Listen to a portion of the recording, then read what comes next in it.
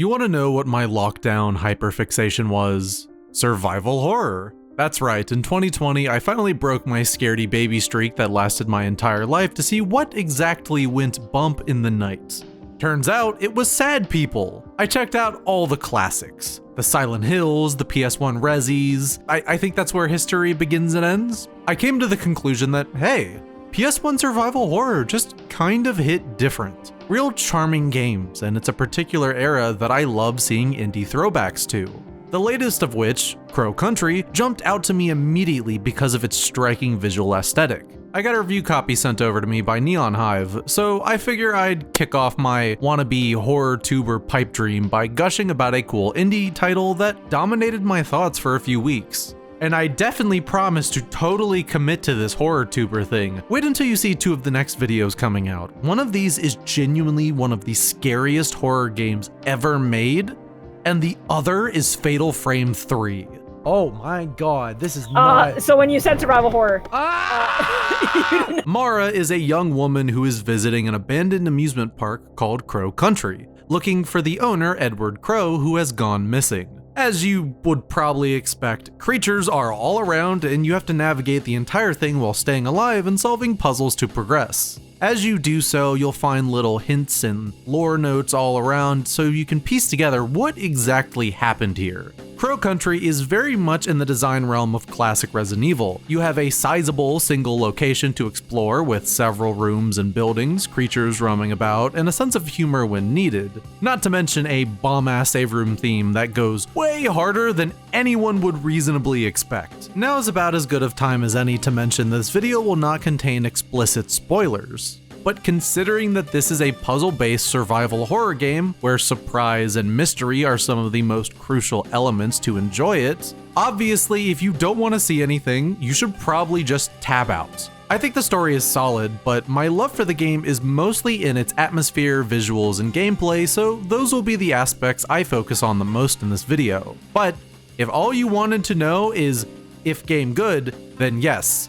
Game good. The late 90s were the era of the pre-render, a technique that made photorealistic graphics on dated hardware possible. Shout out to my boy FMV Rivenfish. So you'd get these chunky low poly 3D models over still images. And if it's not clear, I love this shit, man. This isn't a blanket statement, but I'm definitely someone who thinks a lot of great art is often born through some kind of adversity. This entire aesthetic I love so much is as good as it is because it was a creative solution to the limited technology of the day. And Crow Country adapts this cleverly. It's one of those revivals that tries to more so capture a nostalgic feeling of the older days instead of just lifting its elements one-to-one. Stop on any still of this game, and I swear that you could think that this is just a pre-render. But just spin the camera around and you see that it's all in engine. I honestly didn't even parse that this was in real time until after my first playthrough when I started to look over my footage, because it just felt so natural. Speaking of visuals, I really like the monster designs, especially how they move. It's very jittery and it makes them almost feel like creepy dolls in a way. There's a good amount of variety as well, which could maybe hurt them being a cohesive unit, but I'm glad the developers let their creativity go wild. Like this big skeleton dude hitting the gritty. Oh, favorite character in the game. I'll do my best to avoid saying, I love X, I love Y, like it's some book report, but I really do just love so much of this game's aesthetic on the whole. Its atmosphere is just so dense and eerie. The lighting makes each section of the park distinctly decrepit. The fear Crow Country taps into is a pretty simple one. What if you wandered into a dead theme park? Would that be scary or what? You visit so many attractions, twisted and corrupted by the passage of time, but since it's only been about 2 years since it shut down, there's very much a faint presence of life. Various eateries where you could tell the food was quickly abandoned. A whole wing of the park that was under construction that just got left unbuilt when it shut down. I particularly loved the arcade. The dim purple and blue neon filling the room. I never found anything scary in here. Oh my god! Okay. Well, I never found anything threatening in here. This arcade felt like a real liminal space. which I think was very intentional in how Crow Country was designed on the whole. You get the feeling that the whole park was once a place filled with joy, but now is just caked in a lonely layer of dust.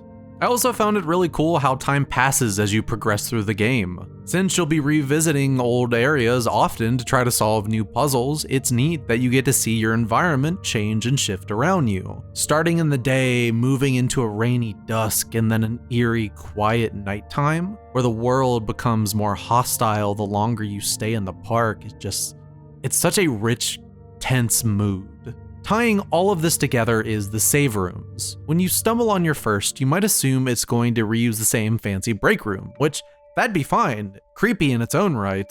But the truth of the matter is that what ties all these together is the usage of fire in different contexts. And Mara's thoughts when looking into the flames as you go to save your game just sums it up perfectly. It's a fireplace. The fire is crackling soft. Staring into the flames, I feel something. It's a curious mixture of hope and dread. Maybe everything will be okay, and maybe it won't.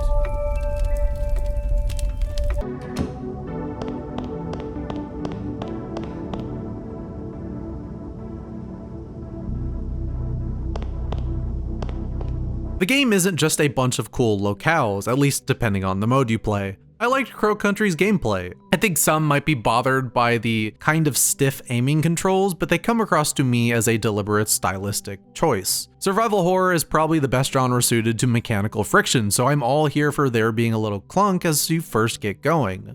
Once you do get used to it though, fighting enemies is satisfying, but you can avoid basically all combat in the game if you want. I actually had fun trying to do just that and seeing what I could get away with. But for those that engage heavily in combat, there are a lot of fun little details strewn about, like being able to shoot chandeliers on enemies or electric boxes to cause damage to yourself.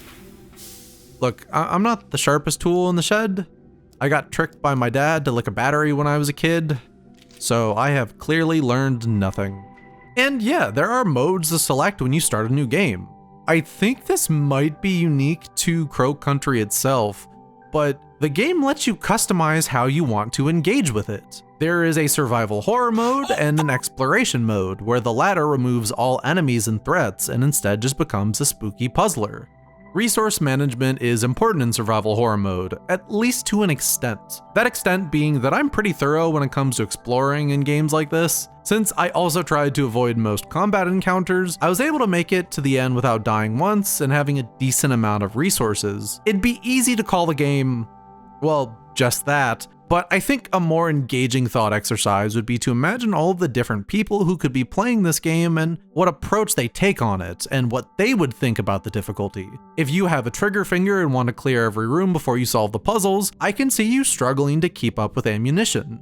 If you only use bullets when absolutely necessary, like I did, then it'll be your medkits that start to drain faster than everything else, as the game continues to throw more and more enemies and traps for you to avoid while navigating around the environment. Overall, I think the balance is good, and the resources were paced out well to avoid me from getting too overwhelmed, but I do wish it was just a smidge harder. Not to say it's without bites, there's definitely some fun surprises in store to catch overeager gatherers off guard. Definitely got me a couple times. So while I wish it was a bit more challenging, I think it's overall a well-designed horror game. Exploration mode, on the other hand, is interesting. I always knew I'd play primarily on survival horror because that's my damage, that is why I'm here. But I'll take this opportunity to talk about the puzzles. I think these are good survival horror puzzles TM.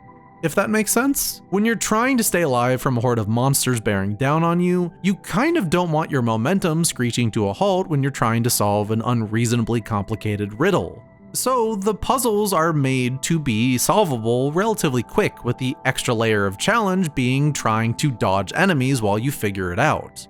It's a unique kind of puzzle design the Resident Evil games excel at. Without that kind of external pressure, I'm not really sure how that would affect these kind of puzzles. I didn't do a full playthrough of exploration mode. I'm certainly glad it's there, but it just seems like there'd be a bit of a disconnect. Overall, the puzzles are good.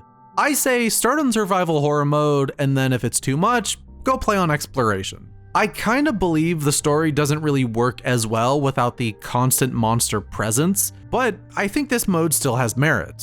It's great for repeat playthroughs when you're just hunting for secrets or if you just want a vibe. Honestly, I think it's a net positive, and more horror games should include modes like this, even just as clear bonuses. Let me hang out in all these cool locations and appreciate all the work the 3D artists put into them after I'm done rushing through them fighting for my life.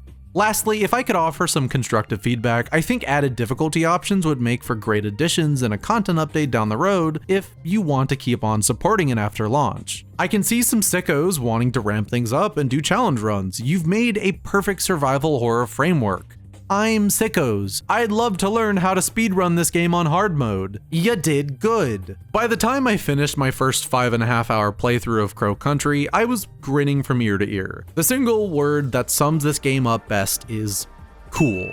What you see is really what you get, and there sure is a lot of cool stuff to see here. The story wasn't anything too amazing, but the world design and gameplay are fantastic, and I think there's plenty of clever visual storytelling happening that kept me engaged. Some of the puzzles can be real humdingers that took me a while to figure out, but overall, this is a fun, spooky survival horror game that seeks more to iterate than break the mold. Most of my issues are nitpicks. This is probably one of the stronger survival horror indie throwbacks from a gameplay perspective in ages. I don't know if I'd say this changed my life forever, but I had a pretty great time, and I'd recommend it to anyone who's a fan of the 32-bit era of survival horror. There was a part of me though that was left wanting more by the time I hit credits. That's it? In the same way you'd react to seeing your roommate get the last portion of chili before you could go for another bowl. That's the thing though. I love chili, and they cooked some damn good chili. If they want to come back to the potluck next time with more chili, you better believe I'll be there hungry, ready to eat some chili. Yeah, that's right. First video back in ages, and I ended up with a food metaphor. What are you gonna do about it, huh? What's good? I said I'd be back tomorrow. Hope you liked the video. We got more Patreon things, which basically means the same Patreon shout out since yesterday, but you know, Alex Austin, Norvan, Happy Emmons, Hornkerling, I Frozen Ace. I just want to let you guys know. I want to let you know how gooched out this is. Jeremy DeForest, Moon Watcher, Renteka Bond, Snigs, and your friend Chuck. I'm gonna answer one more question from the patrons. If you'd like to have your question be answered in the next one, maybe consider giving me money. At what point in your life did you figure out what you're doing now is what you wanted to do? That's a pretty difficult question to answer in a succinct way. And no shade on you, but that kind of implies that this is what I wanted to do with my life. But I'd have to say, since getting a career unrelated to the whole content creator thing, I have become a lot more fulfilled when this was not all I wanted to do with my life. So about 2 years ago, everything in life is in flux. I was really worried my roommate was about to walk in. That'd be a lot to explain. Anyway, thank you so much for the brilliant question. Subscribe to Burnout Culture Podcast on Spotify, and I appreciate all of you. Peace!